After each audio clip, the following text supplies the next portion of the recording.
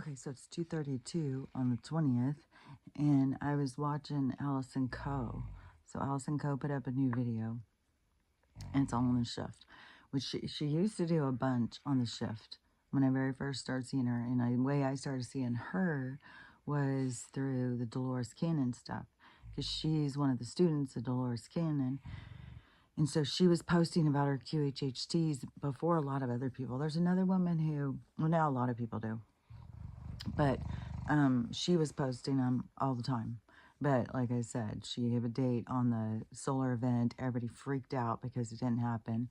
And so she kind of pulled in.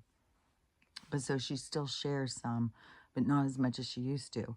But if you go to old videos of her, you can hear a lot of different people talk about the new earth. So anyways, but when I was listening to this one today, I was like, oh, okay, I get it. So I'm going to try and explain how I understand what it is she's saying. I've been up for a while. It's my 4th cup of tea. But last night was the same thing, where it was like, you know, it wasn't, I don't know, it's just like going into this other state of consciousness. It doesn't feel like it's really sleeping and dreaming. It feels like I'm just kind of laying there talking to myself or something. You know, it's uncomfortable. But then there was a few times where I feel like I was faded out. So I don't know. It's weird. The energy right now is so weird. Oh yeah, let's just look at my hair. Well, tomorrow, well, Friday, I'm supposed to get those pumpkin oil seeds, which yesterday when I washed my hair, it was like a fucking handful came out. And it's like, it's so crazy too, because other people who I've known who had thick hair, and they were complaining about their hair was falling out, I would think, oh, you have plenty of hair, don't worry about it. But when it's your own hair, it's like, what? Where are you going? But now trying all these different things, now I'm like, I'm really hoping this DHT blocker thing, because I've seen so many people say that the pumpkin seed oil, because it was, they said, how is it, explain kind of like the shedding, so it stops the shedding, but it what was it? Like you can't grow hair back if you're shedding it or something. I don't know. But anyways, this is supposed to do something different than all these other things. Plus, I'm kooky on this shampoo shit. I'm like, especially yesterday after a whole handful came out. I'm like, son of a bitch. Because I was sitting there thinking, oh, this stuff's working good. Less hair's coming out. So it's a whole fucking handful. Then, so there's another shampoo now. I've got the rice water, the biotin, I've got so many different ones. It's really mental. Like, because I've already filled my mom's shower with all these different ones I keep trying. But that doesn't even count the ones I have in my boxes. When I get my own shower again, it's going to be full of shampoos. It's going to be an assortment. I'll have enough to put in an assortment in one bath. I'm going to have to need a couple bathrooms. Okay, let me finish this. Now I'm like popping off, like my brain is popping. Hold on.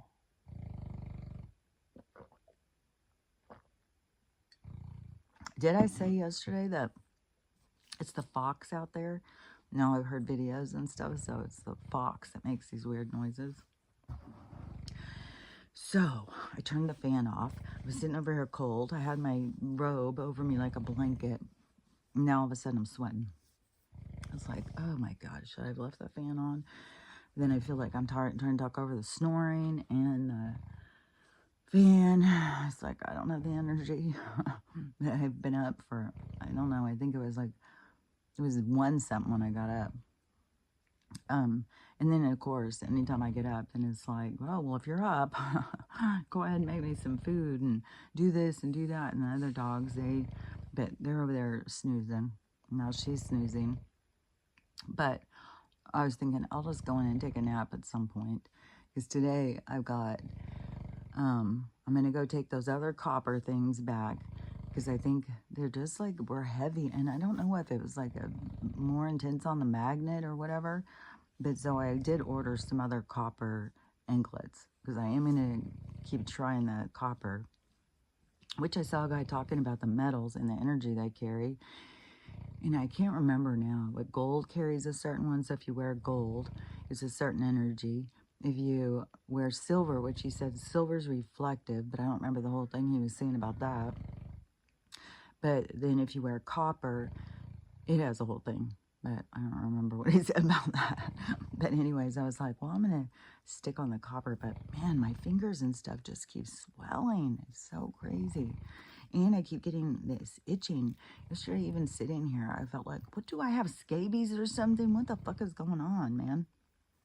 Which I know I don't have scabies because you get this weird red rash all over you.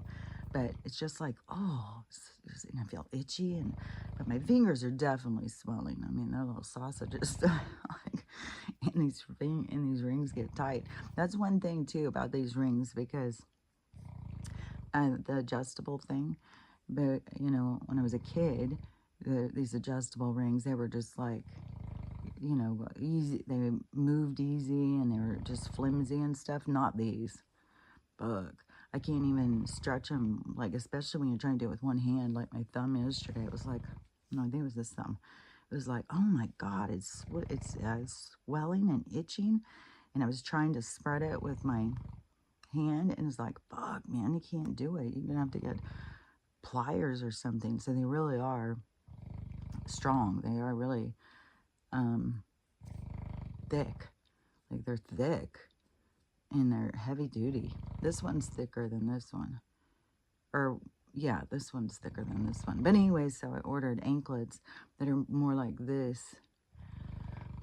So I don't think they're like a chain, but it's like this. But those other bracelets are really heavy. And on the one leg where I dropped the gate and it cut down, and then I didn't go get stitches, I just taped it shut. There is a scar that it goes down the bone, right at the bend of your foot. And then it goes, like, here's your bone that goes up the front of your leg. So right there, there's a scar. And then when I had that anklet on, or that bracelet on my ankle, and it was so heavy, and it was pushing on there, it was making it itch, and it was making it hurt, and it was making an imprint of these big beads and stuff. So anyways, I'm sending those back. They just fall off Stella. They get caught under a dew claw. They're too heavy for me. And then I'm ordering these more little delicate chains. So anyways, I'm going to still try them. No, they're not chains. They're still a something. I don't know what the fuck they are. I'll show you when they get here. God, and this is going fast now, too. It's like, oh, gosh, next week is when next week will be a full week. But it's the next week that I'll be leaving and going on my trip. And then I'll be going to another place, which they're moving my granddaughter, so I'm not going to see her, which has got a whole thing in my head that I started seeing. And it's something I definitely wanted to talk about, just as a family unit. And so I'm going to talk about that. But first I want to talk about this because I feel like I have an understanding. But first, let's do this. So, because I really want to see the changes that happen when we start the next thing. Because this is still over the collagen, the B12, the bug. Man, I'm always trying so much shit. So, and it still is so slow in the growing. And my fingernails aren't rock hard. They still get broken pieces and stuff. They haven't grown way out. So, and that's like 4 biotin. And I don't know, maybe I should take more, but fuck, man, oh God, dang. Like, I'm bitching about the 6 liver ones, but maybe I need to take 6 biotin. Oh yeah, my tooth. Yesterday I used that other new toothpaste, but I still did both those different mouthwashes, so the peroxide and the Uncle Harry's. So I just keep trying stuff. I mean, what else are you gonna do? So, okay, so woke up because sleeping's weird, the energy's weird, I can't get comfortable. And then get up. Allison Coe had a video, so I started watching it. And so in the videos, if you haven't ever watched a QHHT one, oh my gosh. If you haven't ever watched a QHHT one, so they put you in this hypnosis state, and then you go wherever it is you're going to go. Like the first time I went was, she said, the person said something like, because you're going somewhere and then they get you in this relaxed state and then your mind just takes you. And so mine was, I was out like in space. So I was out in this space, which I've been to a few times. And and so then when I'm closing in on something, it was 3 stars. And then as I got closer, it was 3 giants. And then those giants like took me to this past life where it was the one where I said it seemed like my family interacted with giants, but it was like it was not allowed or something. Or they were trying to defeat the giant. I'm not really sure. But I could feel that it was like against the government, not like you're doing it. It was kind of like we the people, and the giants were trying to help us. So the governing force tried to put an end to it. So then it became like they were trying to wipe out the giants or something. And so, and anyone, I guess, who interacted with them or had the possibility of carrying the knowledge that they were trying to share something. And so, because they killed me, and I was, you know, they just came to my family, but I had a strong sense that we were friendly or whatever, friends, close to them. But it wasn't like, I guess it would be more like alien creatures or something, what you would think of giant. Like, we get too 3D in how we look at things, like, oh, giants and little people and all this, but we look at it in a way that we have to let go of. That's a part of this process of letting go of how we look at things, because it's different than how we see things. And so, but anyways, I was thinking even about that dream when those giants came. I swear there was 3 of them, and they were up there, but there was one that I was interacting with the most. I can see him so perfect. I could see him in my head because he almost looked like a lumberjack or something. And he had blonde, yellow, lots of hair and a beard and stuff, and just this jolly face, like a Santa face or something. But he was dressed more like a lumberjack or something. And in the way that they were in the sky and they were coming, and then they pulled back again. Yeah, everything in our reality is like this breathing. Everything is just breathing. It's like, yeah, it is like a labor. Like we're getting closer and closer to this realization. And so, anyways, Crystal had said something about the waving to the giants or something, and it just came to me like, oh yeah, that QHHT. And then Allison Go pops up with this QHHT, but I was thinking about that the giants were the first ones that I interacted with. And so I don't know and when I was a kid, like I knew about giants, and I knew because there was a show called Land of the Giants, and I would watch it and I would be like, that's so true. Like there's really giants, but you try and tell people and they always think you're crazy because everything is so 3-dimensional to them. But it's a state of consciousness. That's the thing. Confirmation. So but one thing that I had an understanding of was it's all by perspective. So giant's not giant if it's next to other giants, or if it's next to other things bigger than it. It all depends on what you are referencing yourself to. So Yeah, there's all different shapes and sizes and stuff. But that doesn't mean there's some other kind of creature. It's just like a soul's experience in the reality that they come from.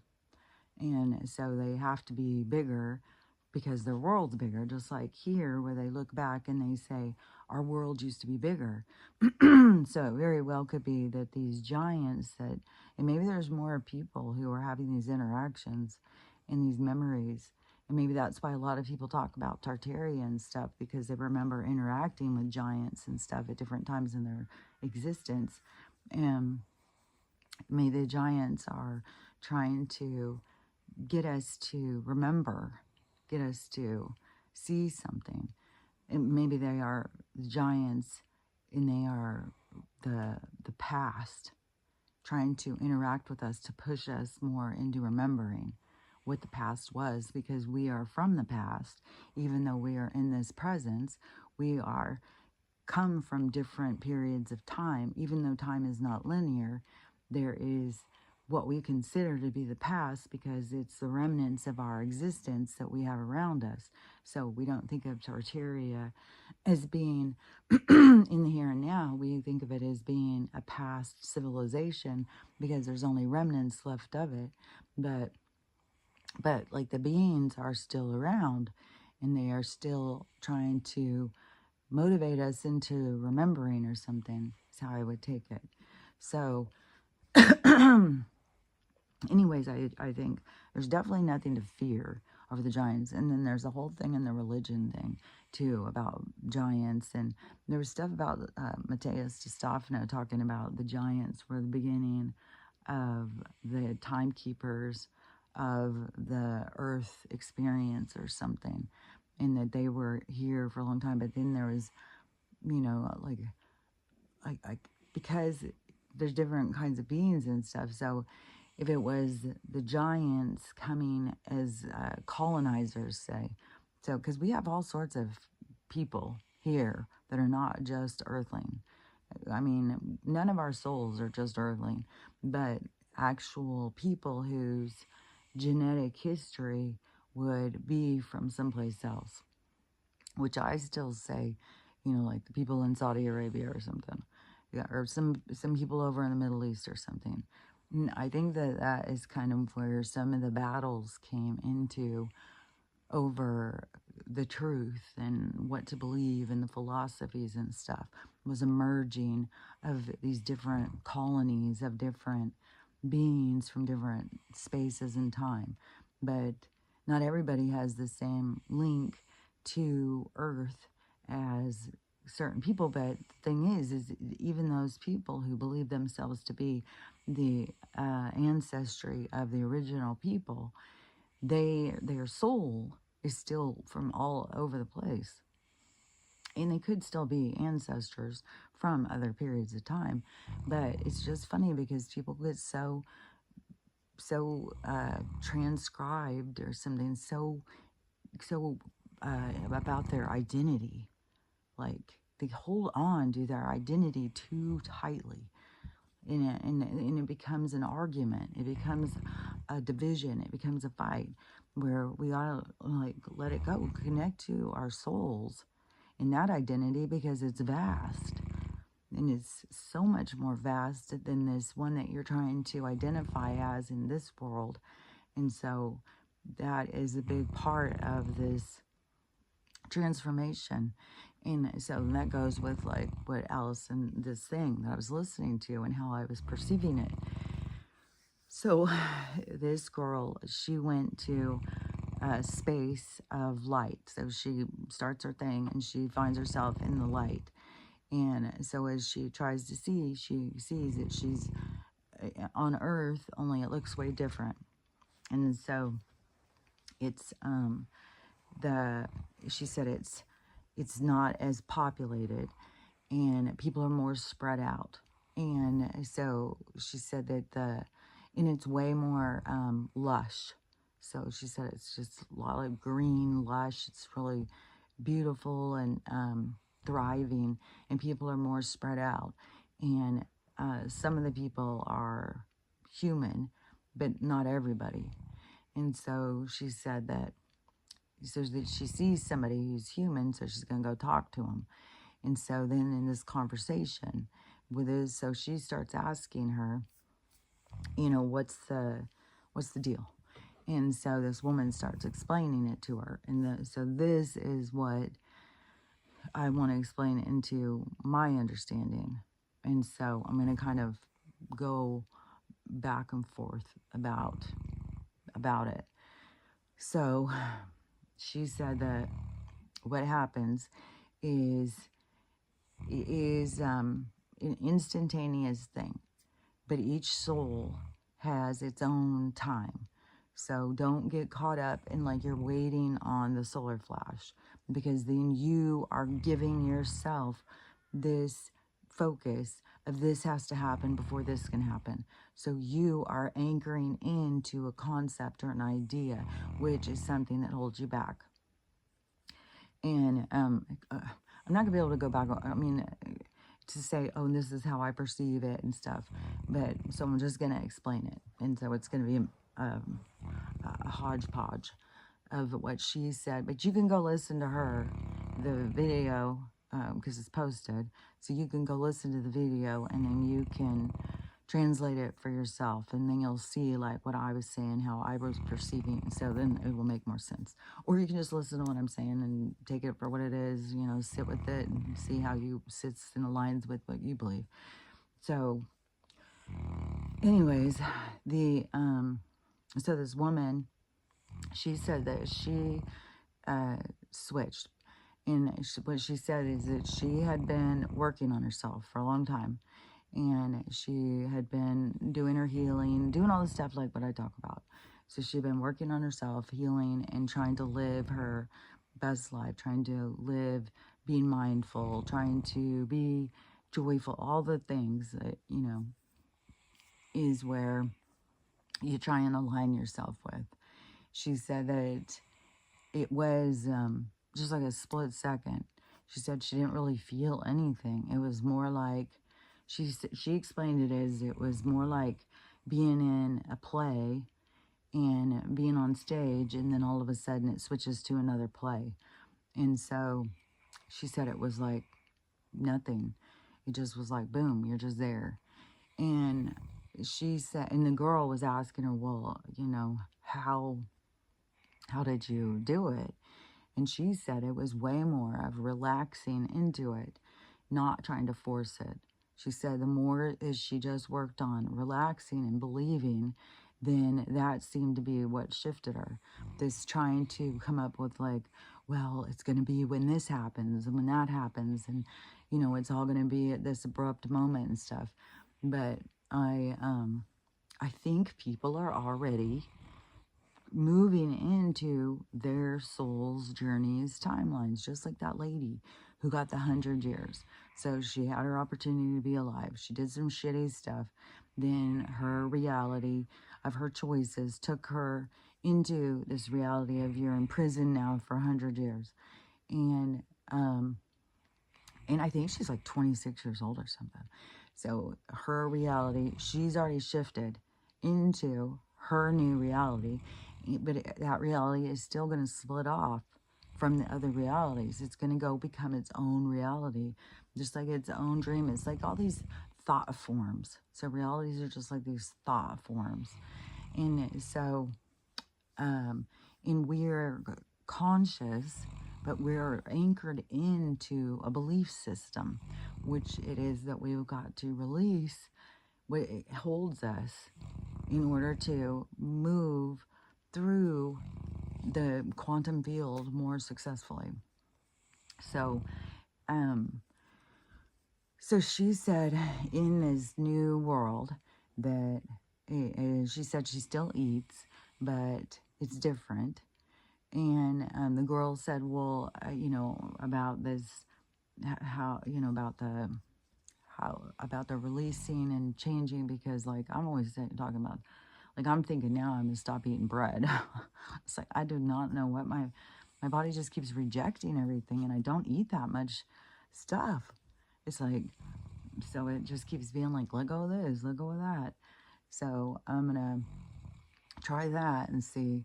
But so she said, the woman who had changed already, and she's saying it's like this year, 2025, when she changed. And she said that she, in this new world, that she, you travel around. She said you just travel, you just do your own thing, you just spend your time learning and having fun. She said work is totally different. You just manifest what you need. It's just instantaneous. You just get what you need. You don't have to go out and work for it. And which is a concept, which is a grounding anchor that they get us to ground into, to anchor onto. So to keep us on the hamster wheel, like this is what you got to do. This is how we have to live. And so she said in the travel, she said traveling is way different. She said you just get there quick. You just, you want to go there, you just get there. And it's not all this cumbersome stuff that they do to control us. And so it's like they hold us back from our own abilities. But it's like we have to recognize that in order to tune in to what it is we're capable of. And so she said that that there's people coming all the time. There's always new people coming. And she said she gets excited when new people come because they talk about their experience. And she's asked, well, what about the people who are left behind? Do they like get upset? Do they notice? And she said no, that they don't really notice. And so this is something how I perceived, because so she said they don't really notice because there's still a version of you left in their reality. So this is the thing, is I think, how like this is something I noticed, was where you start saying like certain people have a version of you that they hold on to, and they may not see the real you, but in their existence, their reality, this is the you that they experience. Oh, I did have a dream. It was about my daughters. Oh, even the youngest daughter, she was talking to me. God, that's weird how all of a sudden that came, because I was thinking about how she holds on to this version of me. But there was like this weird, God, that was weird. So there was a long dream that I had. So I did sleep at some point. Okay. So anyways, so people have a version of you that they hold on to. So, but that is their reality. In their reality, you are this because that is what they need to play out. So you are what you are and who you are in their reality. So that version of you is their reality. It doesn't mean it's you. It is a concept of you that they hold on to. And so when you shift out of the reality, it's not noticeable, because they have a concept of you. Because you got to get out of thinking about this in the 3D. You got to get more into the dream state of existence. And so they don't need you to be there, because you only exist to you. They have a concept of you that they interact with for their own lessons, for their own purpose, for their own experience. So there's a version of you in different people's worlds that isn't the you. It's like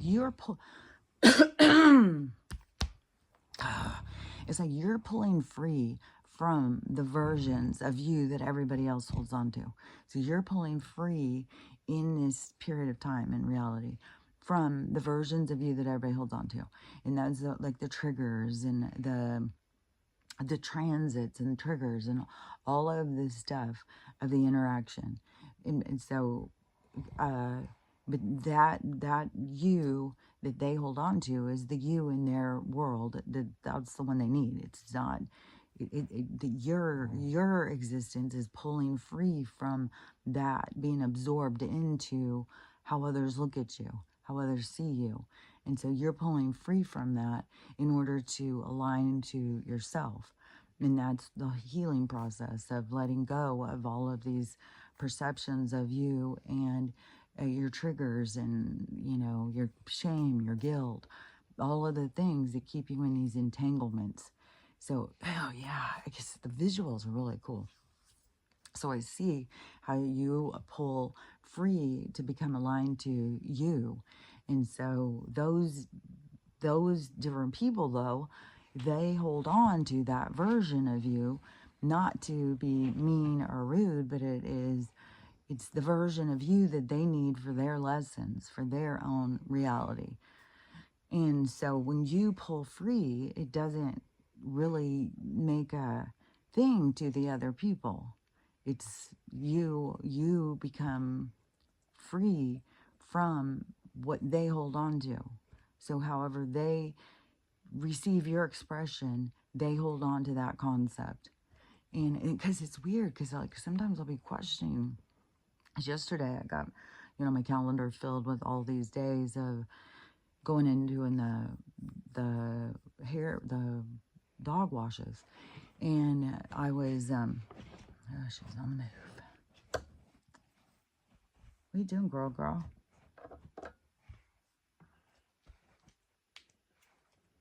One minute she's snoring, the next minute she's too uncomfortable to lay there.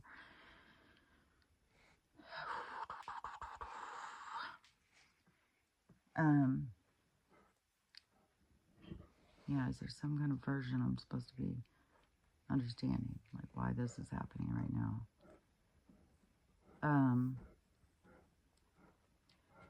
Because the version of her, the sick version, which I can care for her, because I know there's more to mine and hers relationship.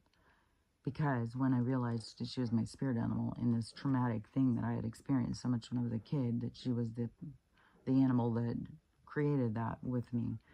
And so I know mine and hers interactions are complex for my soul. And so, yeah, I don't know. Because the first thing on my mind, always, even when I went into that thing where I was like in those records spinning, it was like in this tornado of energy, and I knew I could come out wherever. The first thing I said was, well, can I take Stella? Everything is always, well, can I take Stella? Is Stella going with me? I was like, so I'm very attached to her in the spirit. Like, and I don't ever want to let go of her. And it is like, I don't know, sometimes it seems like she gets sicker and sicker to see, like, well, how long are you going to hold me here? Like, you going to let me go? And it's like, no, I'm never letting you go. And it's always, but you got to remember that they come back to you. So, but it's a process. So, she's still my little baby. Which there's a whole thing too, I saw about the study with dogs. And it was a doctor who he trained his dog to lay in the MRI machine. So then they could do these tests on his brain while the guy talked to him. And the receptors over when you talk to him nice, it's the same kind of receptors as like eating. It's this like fulfilling, loving, they're grateful, gratitude, like this whole thing. And so in this video, they were explaining more of the relationship, and they are more like our kids. They are like, where people think that that's so weird when people look at it, their dogs and stuff as their kids. That's just it's another level of the soul's connection. So it's real for a lot of people in the same way as that they connect to their kids and stuff like that. It's connecting to the soul. And so you're connecting to the soul, and it's not like it's an animal. No, it's a soul. And so, and they connect to you and look at you also like, you're their mama. I mean, everybody was always like, we refer to ourselves as the mama. And in I think it's the Hawaiian culture of the thing with animals, and they have a certain thing that they refer to as, I don't remember as mama, but they look at it as more different than a lot of other people. So again, I don't remember what tribe or whatever, what culture or whatever it was. But anyways, I've only got part of that story, so I don't have the whole thing. But anyways, we have, or you can have, a really strong attachment to your animals, as if, they are, living, breathing souls, not just, because people get so stuck on, like, it's got to be a human. But anyways, that's a whole nother thing. So this woman says she's in the new world, and she said that this, so she's talking about this guy who just got there. So then she said, well, when did he get there? And she said 2026, but it was about a year after when she got there. So see, there's already going to be people shifting, but see, we won't notice that they're shifting because our idea of them is still present in our mind, because everything has to do with your reality is your perception, but it's your projection. So you project your reality out for you to perceive. And so it doesn't have to need this whole three-dimensional thing is an illusion. So it doesn't need you to be there. You already have a marker, and you're not the marker that is projecting from them, but it has to do with what they need for their lessons. So, because she was asking her, well, what happened with the people? How did they not notice when you left and stuff? And she said, no, that they have, there's another version of you. So, and she's like, well, do you connect with that version? Do you interact with that version? But it's not a version of you per se that would be in a three-dimensional existence. It is the projection of you that they have created, that they continue to interact with. So you don't need to be there. That you are pulling free from all the projections to become like a self-identity, to go and experience yourself. And so the people continue in the reality. And so she said that, so the reality continues to be chaotic. People become more scrambled and more scrambled. And the dividing thing is because you cannot take fear with you. So fear holds you back into these other ones, which that we've already got other realities creating. So people are creating all kinds of realities. It's just like the woman who, whatever she did, she created a reality of prison for herself. So people are creating their own realities based on their fears and their choices and consequences for what their soul is here to experience.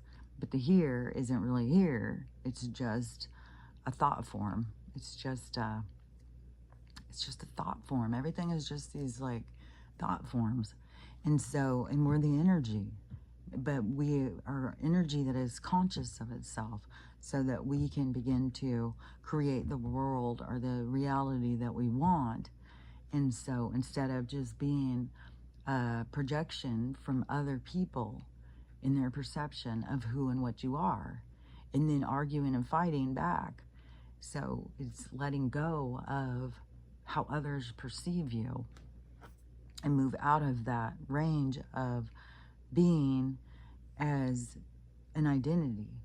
And so then so in this transformation, so people are already creating their own realities. And so, gosh dang, I feel like I cannot get my throat cleared. So so people are already creating their own realities. It's already, the splitting is already happening. And people are going towards their fears in a lot of the cases. But it's those of us who are wanting to go to the better world. That we're all sick and tired of this nonsense, the hatefulness, just the drudgery, just all of the negativity here. There's so many of us who want to move out of that.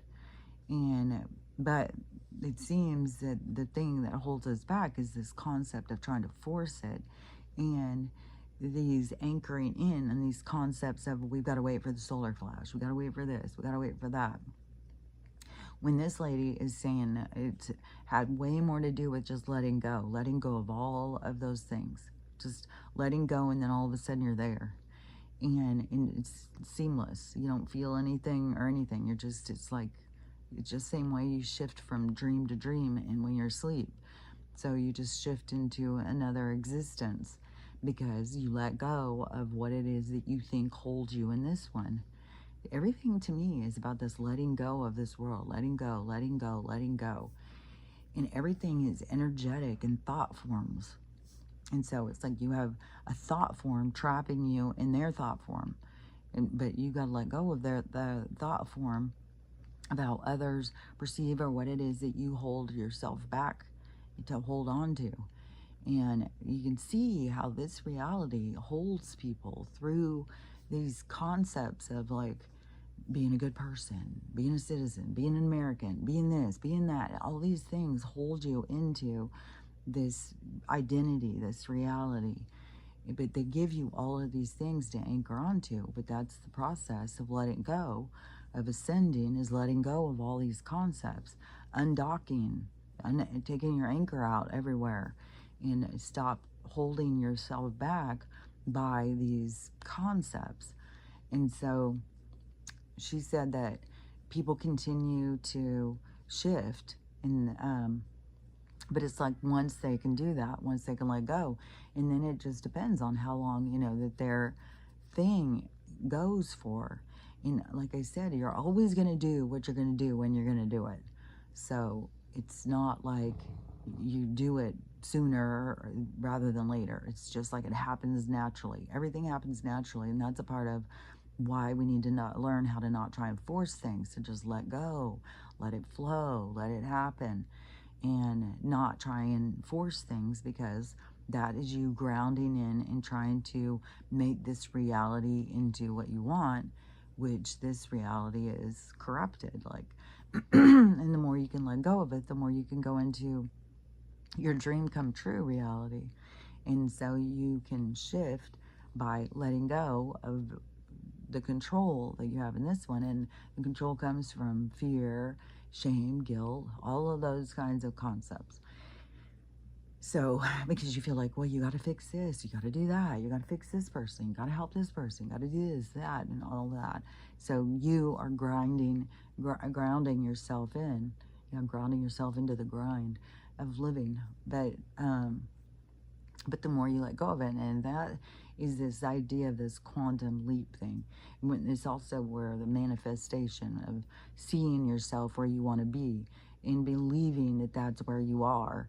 And so she said it was way more of just the believing, knowing that that's where I was, like to keep seeing myself where I wanted to be, and to the point where then you find yourself where you want to be. And so we hold ourselves back from that. And that's what the ascending is learning how to let go, learning how to stop holding on to all of these concepts, all of these things that hold you back. And so, and she said that the people keep coming. And so she said that this guy had gotten there now, and that they, you know, they're just friendly and talk to each other and like to talk about, you know, the earth and all the things. And she had said, what did he say was going on? Because he came like a year after her, and he said that it just continued being chaotic. It just kept building. The chaos kept building. And because it's the shift, it's our consciousness coming into its own conscious state of letting go of this world, like. And so that's what is creating so much chaos, is because people are so anchored into this reality that's not real, and it's disturbing them because it's not what they want. And so, but the shift is anchoring into what it is you want, and then knowing that it's real, and then letting go, and then it just happens seamlessly that you are just where you want to be. But it's a process for the souls, and for each state, because the soul would be an independent state of consciousness, And so, because until then, all the other souls give you an identity, give you a reality, give you a perception of self. But like I said, this is pulling free from all the perceptions that everybody else has of you and pulling into your own independence of how you see yourself, which is going to be different than how everybody else sees you, because nobody can understand you from being inside of you. You understand you because you're the one who is the conscious state of being, and they're their own conscious state of being. Man, this is so, I can see it so clearly, but it's so hard to explain on the level like I see it. But it's so much of this, it's like trying to make things real that aren't real. And it's just, okay. It's like a group of souls, like an energetic group, like a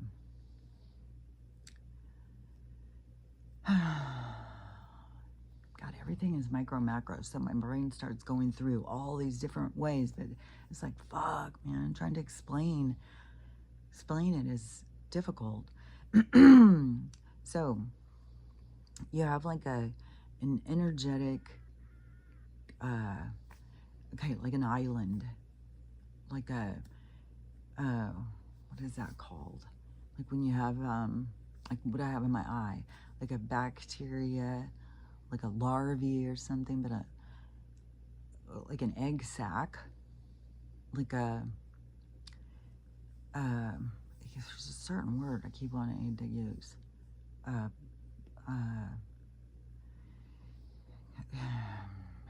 But okay, so in the energetic field, think of it as like an island of souls, or a pod, like an area of an energy. In that pod, that energetic form, that island, and think of the micro macro. So this island of energy, that it creates an experience together. In the experience together, in order to understand themselves, they need the reflection from the others. So everybody's there to reflect back to one another, so the experience can exist in order to create. It's like giving birth to a concept of self. And so it's like it's almost dependent on the reflection in the others for you to perceive yourself. But this period of time, and okay, so then you take that pod, that island of souls, and they create this world together, and then that is a reality. And that is where, you know, it can be of different times and space and size, everything. That is a reality. And so in that reality, it's like you're pulling out of that reality is what we're doing right now. And so it's like, I no longer need you to reflect back to me who I am, because I am self-identifying. I can understand myself now. And that's the graduation of the soul through the experiences to reach a level of self-identity.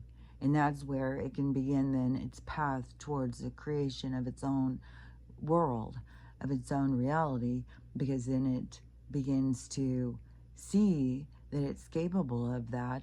But it's like, it's still just like a path of what it is that you really want, and where it is that you're going, and what is the world that you're creating.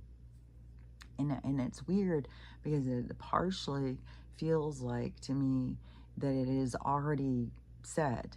It's already created. I'm just coming into alignment with it. And but then there's also, you know, an idea or concept of you are creating it. And so I don't know, I would say that's probably on our different levels of understanding and creation. So nothing is wrong, all things are possible. It just depends on your interaction, like your energy's interaction with the energy around you, kind of like your soul's capabilities. But there's nothing wrong and there's nothing right. Everything just is. And so, yeah, because it's like that's the light coming into the pod of souls. And the light comes in, but then some people are resistant, but it's not like you can do it wrong because you still have lessons to learn. But the light coming in is what gives direction to be able to pull out of the reality that has been created around you.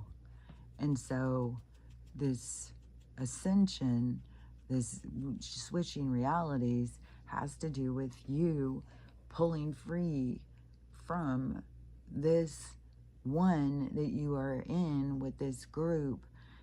But you, a version of you, I can see what she's saying, this version of you that continues to exist. So theirs doesn't go missing.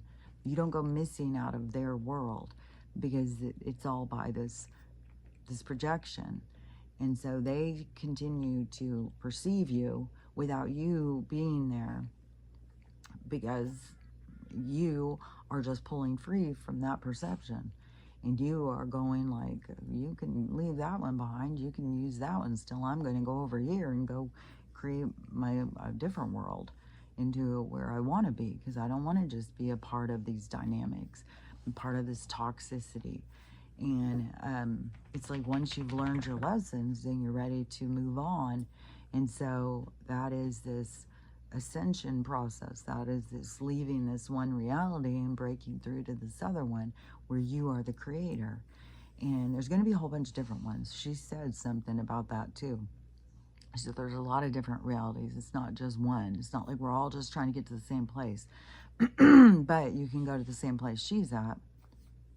And, you know, and I think her name is Ellen or Eileen or something. The girl wasn't quite sure.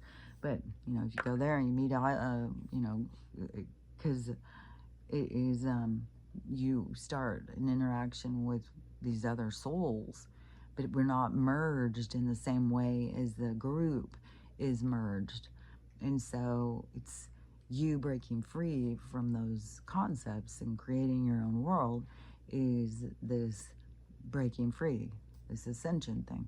But it isn't just like it has to be with the solar flash, it has to be with this, it has to be with that.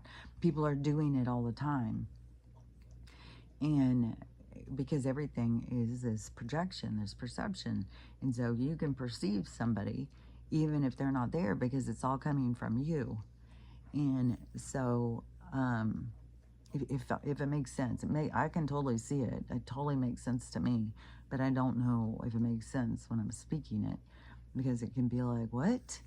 But it is very much of you are breaking free from the projection of you and becoming the independent side of yourself. And so, anyways, that is this part of you that is going to go exist, go create its own reality. And let me think if there was and so anything that you come up with, like, well, this has to happen or that has to happen, nothing is going to happen until that happens, all those are you keeping yourself anchored into this reality. The lady said the most important thing is letting go of all the things you believe, letting go of all the things you think, because those are the things that keep you from moving into where it is you want to be. But see, that's where, you know, you hold on to, well, my kids or my husband or my family or my role or my whatever, all the things that we hold on to, which they can be valid things. They can be a part of your destiny. And so like the girl who was talking to the lady who was already shifted, she said that now, because then they go in and start talking to her higher self. And she said now she feels like she has a better understanding, and she feels more like her purpose is to help other people understand. So, see, not everybody is here to just hurry up and go. Some people are here to help other people understand how to let go, how to move forward. So, not everybody is here to just, it's all different shifts, it's all different times. It all depends on what your soul is here to experience or in the experience of. And so so it's still a valid thing to feel like, well, I want to help people. I want to stay here, and work with my family or work with others or try and get people to understand these concepts or whatever it is. But that would be more of your destiny, more of, that feeling of like, well, I need to do this. But there's still a process to letting go, and that would still be a part of your lessons. Still be a part of your growth. So it's not like, it's a winner. Anything that you do to progress yourself, you're winning.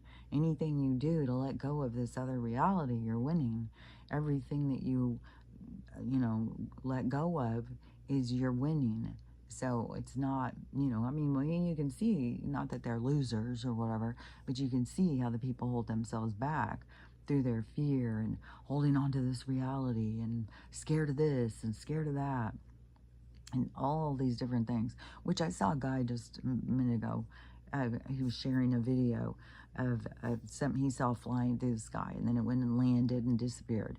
And but well, I think he's going to be talking about this mothership, and he's talking about this little thing flying. And so I wrote in the comments, well, what about that mothership above it? It's like, is anybody noticing that? It's like you can totally see like this big ship up there.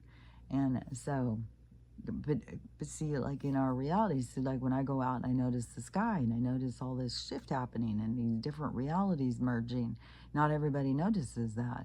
They notice more of like, yeah, I don't know, this shit with fucking the real, the blues, the Donald, the crane, like wherever they anchor in, and that creates their fears and their projections, then it's their process to let go and to move out of those. So, but those are real to them, even if they're not real to everybody else. Just like when I go out and look at the sky, I see something totally different. It's totally real to me, even though it's not real to other people. So I know I'm in the process of this shifting out, but then I also feel like there is this part of me that is that understands some of this stuff, that is meant to try and help other people understand. Like I totally understood that when that girl said that she feels like she needs to help other people understand. It's not just, hurry up and shift. It's like, well, I feel like there's a point or a purpose in helping the people be able to understand that they are holding themselves back and that they need to, wake up, see things differently, let go of things and stuff. But it's not like, well, I'm here to save the world. I've got to save the world before I can move on. No, it's way more of this feeling of this role of, which to me has to do with this destiny. Like you're always going to do what you're going to do when you're going to do it. Like I know I'm going to shift into this other world, but maybe I am going to be here throughout some of this stuff. I don't know. I do work on this letting go all the time. So maybe I will just all of a sudden wake up and I won't be in a garage. I'll be in a home. Like, I don't know. I don't know. I do work on just letting go and letting go. But I'm working on a long time, and it is hard to do. It's not something that's simple. And because you do have all these things you hold on to without really realizing it. And so, I don't know.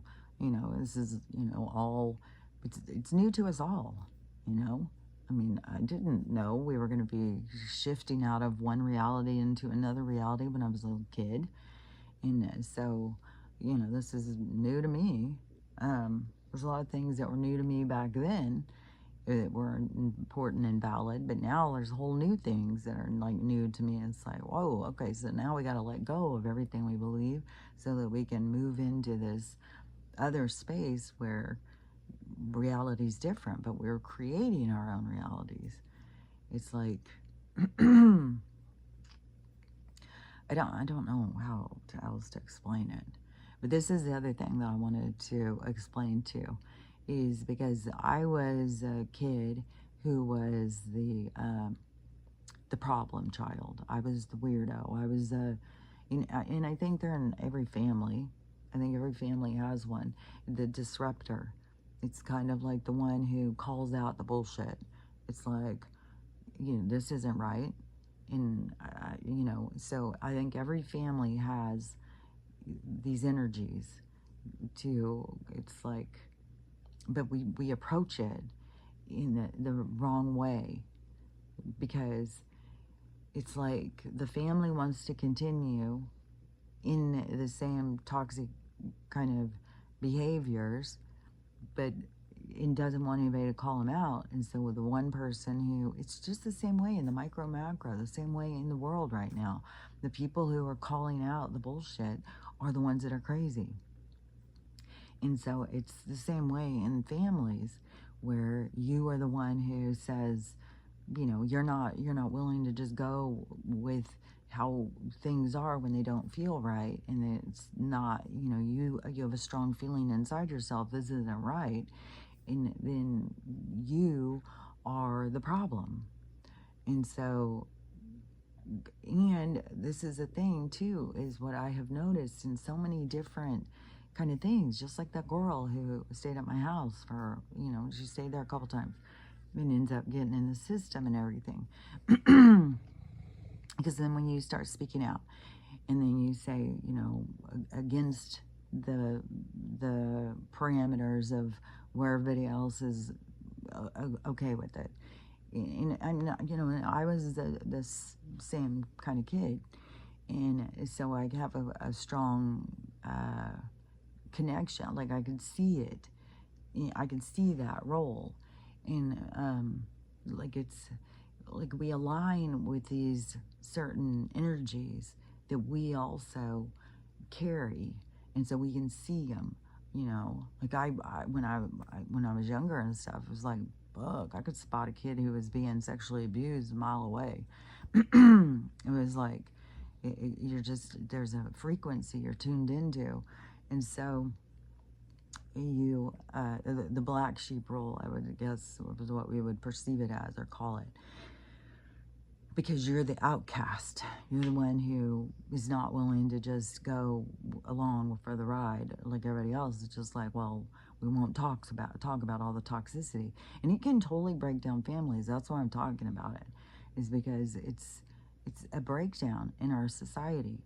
It's like we have to recognize the role of the instigator, the one that's there to disrupt the flow, not call them out as the crazy one, but to see what is it that they are trying to bring us into seeing.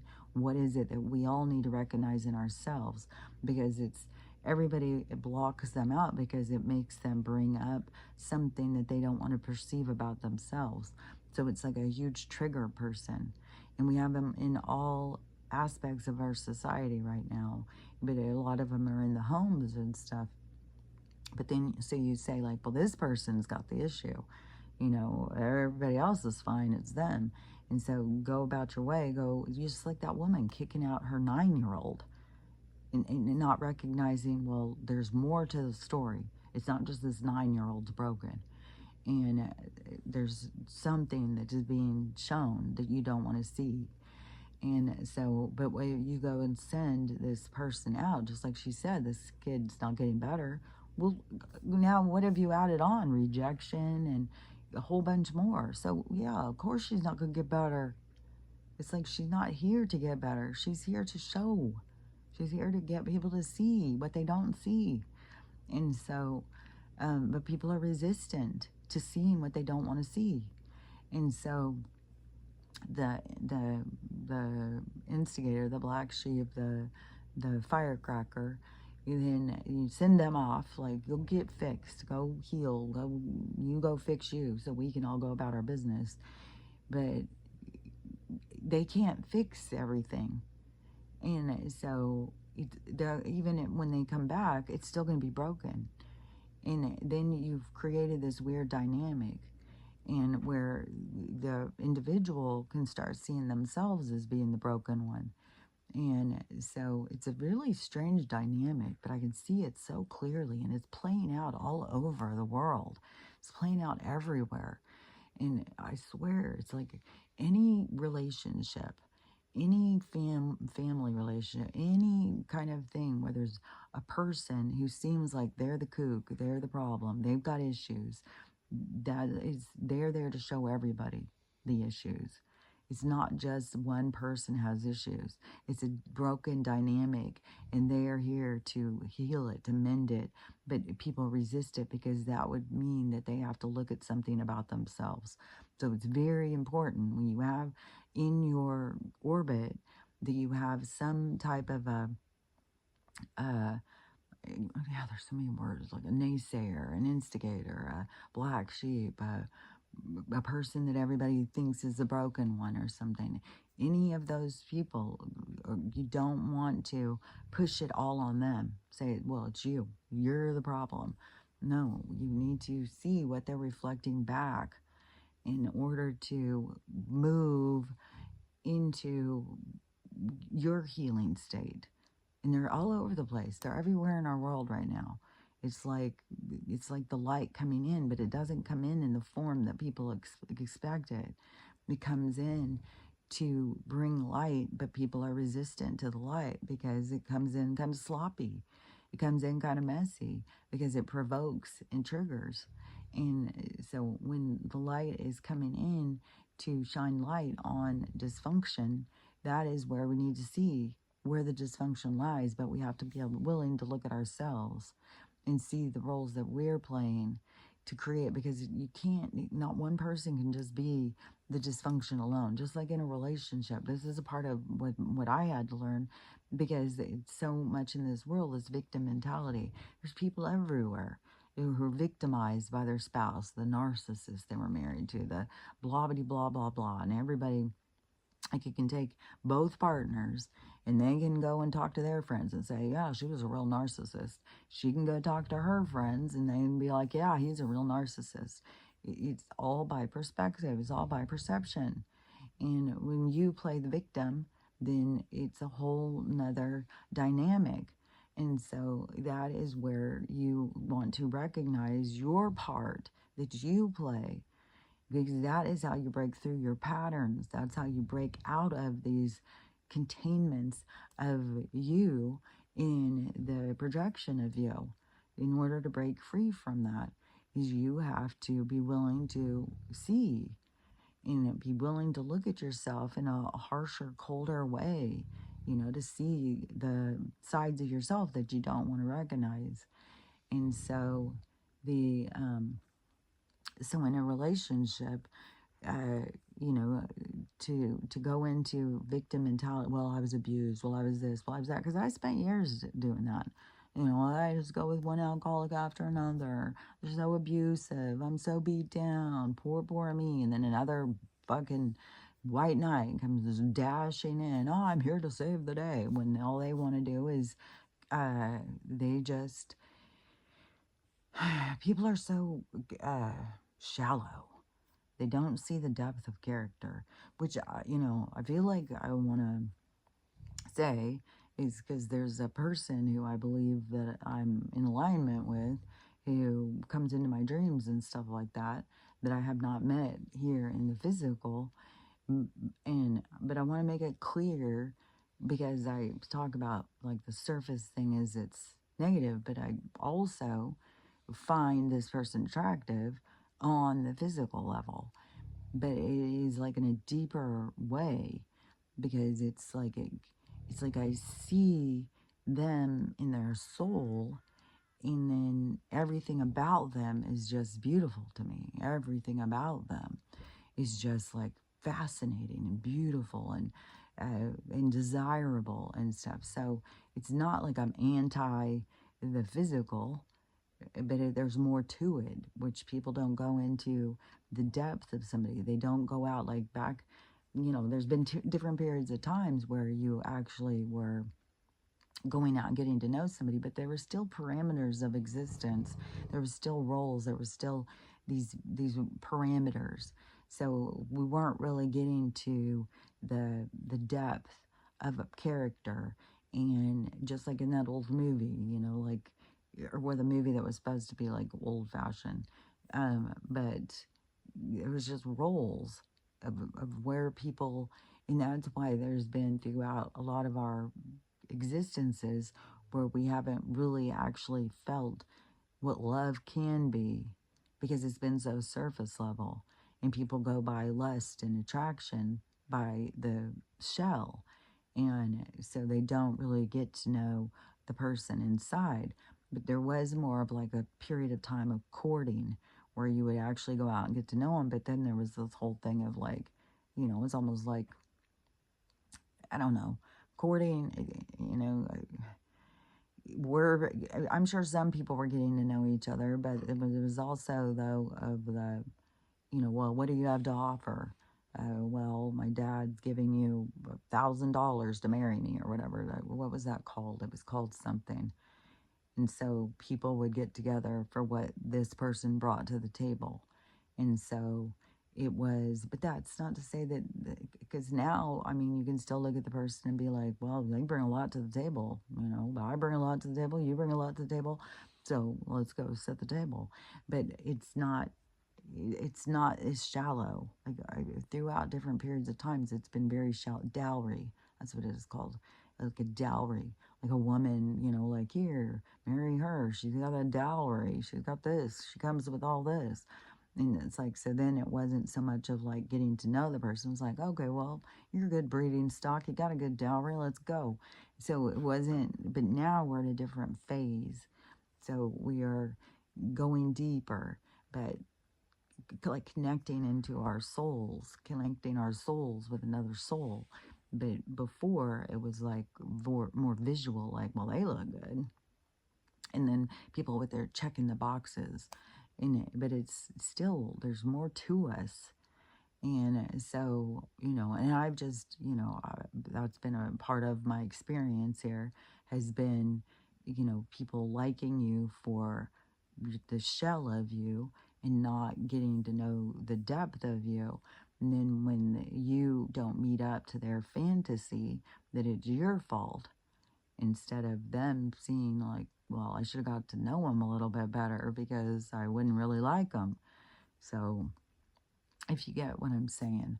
But that's what's the breakdown right now in so many relationships, so many marriages. It's like they get married over attraction, but the attraction is superficial and it's surface level.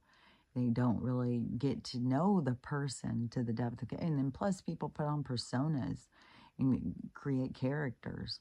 So it's really hard to get to know somebody in the depth of their character. But that to me is this person who I feel connected with. It's like we interact on this other realm, this more spiritual realm. And so it's like, and there's also this recognition of them as knowing them in other lives. And so more of like we're in a soul group together, and it's like we're breaking out of the perceptions together and going and go create a different reality or something. But I don't know, I mean, a lot remains to be seen. So I don't know. We just, going with the flow is what's important. And it is difficult because there is a part where it's just like you want to force it. You want to, like, I want to go get a house. I want to be here in the winter. I want to, and all those things, what that lady says, hold you back. So it's way more of the being positive and seeing where you want to be, and then letting go and just imagining yourself there. But it's not just imagining yourself there, like where people think, well, I just visualize myself, visualize myself. It's not like that. It's actually like you're creating it and then letting it happen in this natural way instead of trying to force it and stuff. So anyways, but there's a lot of complexity to the whole thing, because before this even, well, I mean, when this even started with me, this person started coming into my dreams and stuff. They started coming in and interacting with me. And so that was where I've always felt like, well, there's some kind of meeting time. There's some kind of period of time where I meet this person, because why would it be? And so I don't know, because there's a part to me, it seems like there's still, even if there's people going and leaving, but there still seems to be a part of the story where there's people who are here. And just like that girl said, you know, she feels like she needs to help people understand what it is happening, because so many people don't understand what's happening, which creates the chaos, the fear. And so there's going to be, it seems to me there's going to be these, uh, what would that be? These experiences, these examples, these moments of experience, things happening that are going to keep creating more shifts of people waking up.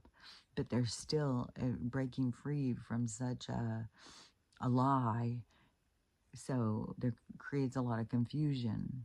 But to me, that is where Donald, his role is kind of pushing us into a state of understanding. So there's a big push towards it. So we're being pushed from all different sides to go in a certain direction. But there's going to be resistance. It depends on what your soul is ready for. And that's where everybody's going to be creating their own reality. But to me, there still is this blast that is going to happen. But I don't know that, you know, you have to be there in order to shift. You know, apparently you can shift at any point. It just depends on when you're ready to shift. And you can't force being ready to shift.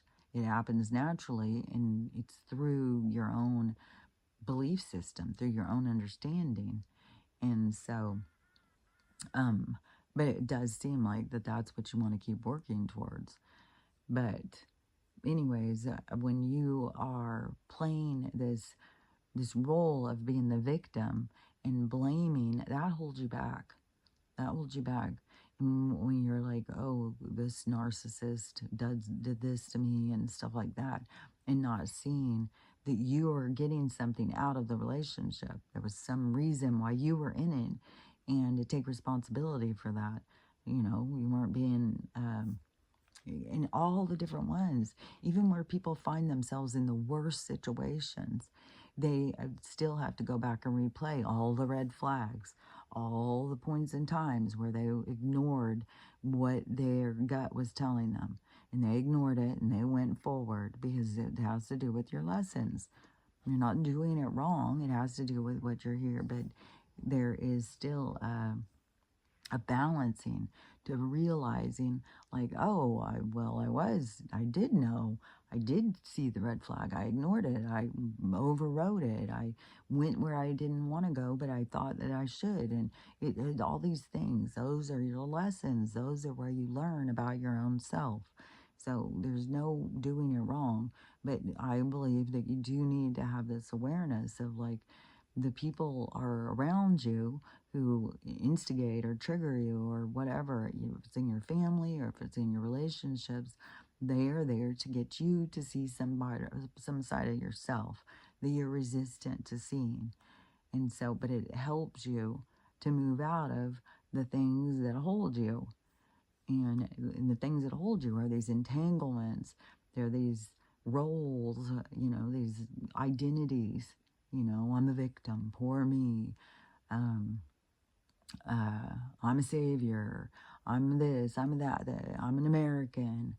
I'm a, you know, all the things that we anchor into as our identity of who we believe we are all things that hold you back from who you really are. And so the process is letting go of all of those things. But as long as you are dug in deep and you don't take the opportunities to reflect back, so you just scapegoat people, they're the problem, then you are missing out on opportunities of being able to break free from these parameters of existence, if that makes sense. So hopefully it makes sense, because it totally makes sense to me. I can totally understand it. I can totally see it. It was like when I heard her saying that stuff to me today, all of a sudden it was like, oh, okay, now I get this quantum theory of moving into another reality. But it is, it's not just visualizing it. It's the true believing. It's the true pulling free. It's the true coming into you as an individual, rather than the projections of you that everybody else sees. Everybody else, and see how it continues the entanglements. When you scapegoat somebody, then you create these entanglements because you refuse to see the things that can help you grow. Instead, you just want to stay in your little pod of misery, of all your toxicity, and you want to keep that going instead of seeing that's a part of you. Because it's so cleansing to see the dark parts of you. And there's so much resistance in the world to seeing the dark parts of themselves. But the dark parts of themselves is what holds them back in the dark. It's once you are able to recognize and move through them, because those are the things that you need to heal. They're valid parts of yourself, but there are things that you can cleanse, so you can let go of these things. That's what the light comes in to shine on the dark, so that the dark can be seen and understood, so that you can see these sides of yourself and let go of these sides of yourself, so you can move more into balance, because you still have these dark sides of yourself. You still have these. I'm sitting here thinking, what am I going to eat now? Well, I do have these 2 bagels. I might as well eat them. But I'm sure that they're going to just start my stomach in some kind of fucking frenzy. So it's like, but man, I don't even know. That woman did say in this new reality, the food thing changes. But she said, well, but we still eat. But I think that keeps changing too. I think that is a concept that we need to eat. We need this, we need that. It's all these concepts. None of it's true. And, but it, oh, and she did say that in this new one that she felt lighter. She felt lighter. Oh, and you don't age. You don't get sick. She said you pick like what age you identify with, about how you want to look. And, which I know, like all the stuff that she was saying, I know that is stuff that I see for the future. And so that's why I said people are going to look way more like, I don't think everybody's going to be wanting to look 25.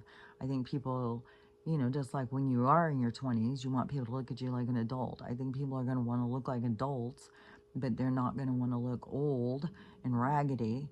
But people are no longer going to be fighting for their health, climbing the waterfall to try and be healthy. So it's going to be a lot easier and simpler. And people are going to align with their healthiest version, which I think most people are going to look like in this range of 35 to 45. They're going to look like a lot of attractive adults, not young kids. I just think a lot of people, I don't know, there's something kind of strange about the attraction to just young kids. And so I just don't think that everybody's going to be like, well, I'm going to look 20 forever. I think a lot of people are going to be like, well, that's pretty young. I'm going to, go and look, like an adult. And I think a lot of people find their most attractive selves between 35 and 45. I know, like, when I was in my early 40s, I was like, man, I feel like I look better than I've ever looked in my life. And so most people think, like, oh, well, that happens in your 20s. I think in your 20s, you're still growing and you feel awkward. You aren't totally happy with yourself. And so, I don't know, that's just my perception of where I think people are going to find themselves. Maybe I'm wrong. Maybe we're going to go to this world and everybody's going to be 20 years old. But I don't know. I feel like that just seems like it's still a time of growth. It's when you grow into yourself as like an adult. So I feel like it's going to be a world more of adults. But there's still going to be kids being born. There'll still be, that whole thing. But it's kind of like him focusing on some of the stuff he wants people to focus on is kind of things to get you to shift, to where it is you want to go, instead of just going. But because so much of it is this concept, alignment, aligning with these ideas. But you will, she said, you just manifest the things you want. So it's not like you have to go out and work hard for them. You do just do a lot of traveling and a lot of just enjoying life. So, see, it's like heaven on earth. It's just like what it's like in the heavens. In the traveling, it's not going to be this cumbersome, show your papers, go here, get on the plane, go there. When all of that, is being shown that is, it's created. I swear to God. I feel like one thing I've noticed over the past couple years is start paying attention. How often do you see planes flying over you anymore? It's like, for how many planes are in the sky all the time with people traveling? Shouldn't we just see like a fucking just planes everywhere all the time? I swear to God, I used to see a lot more planes. And now we see the ones, smoking us out. But just the ones just traveling around, like, we should see them constantly, all the time. There should be just ones above us all the time if people just going. But there's things shifting. There's things changing because so much stuff isn't real. And remember when things fall apart, like crashes happen and stuff like that, that's just people's out. That's just people's out of this reality. It's a different kind of shift. So that's one thing is we got to really get out of this terror that we feel over people leaving this reality. It's like we're making this reality too real, too concrete, that's all there is. It's like, no, there's so much more. This is just a hold on you. I swear to God, I just see it so much of it's you letting go of all of the things that you think are you, and letting go of the concepts of what others perceive you as, and letting them have their perception of you because it is what they need in order to do their healing. But you don't have to anchor into how others see you. In any, even because you see people like, oh, I've done all my healing, but my family won't see me the way that I truly am. It's like that right there, you're anchoring into giving a shit what they see. Let them see what they want to see. Who cares? Let them be who they want to be. Let go of it. Let go of it all. Let go. And the more that you can let go, the more you're going to find yourself where you want to be. And however it goes, I mean, it could be a gradual thing too. Maybe it's not instantaneously. You're gradually going to move yourself into this other reality, and then all of a sudden you're there. But it's going to be like a gradual kind of thing, but then all of a sudden you're there. So I don't know, but I can just see that those are the things that you need to work on, is seeing the truth around you. Don't be resistant.